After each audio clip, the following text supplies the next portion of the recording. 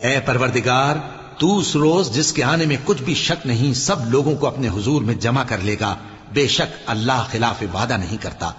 जो लोग काफिर हुए उस दिन न तो उनका माल ही अल्लाह के अजाब से उनको बचा सकेगा और न उनकी औलाद ही कुछ काम आएगी, और ये लोग आतशे जहन्नम का ईंधन होंगे। इनका हाल भी फिरौनियों और इनसे पहले लोगों का सा होगा जिन्होंने हमारी आयतों की तकजीब की थी, तो अल्लाह ने उनको उनके गुनाहों के सबब अजाब में पकड़ लिया था, और अल्लाह सख्त अजाब करने वाला है। ए पैगंबर, काफिरों से कह दो कि तुम दुनिया में भी अनकरीब मगलूब हो जाओगे और आखिरत में जहन्नम की तरफ इकट्ठा किए जाओगे, और वो बुरी जगह है। तुम्हारे लिए दो गिरोहों में जो जंगे बद्र के दिन आपस में भिड़ गए कुदरत इलाही की अजीम शान निशानी थी। एक गिरोह मुसलमानों का था, वो अल्लाह की राह में लड़ रहा था, और दूसरा गिरोह काफिरों का था, वो उनको अपनी आंखों से अपने से दुगना मुशाहिदा कर रहा था।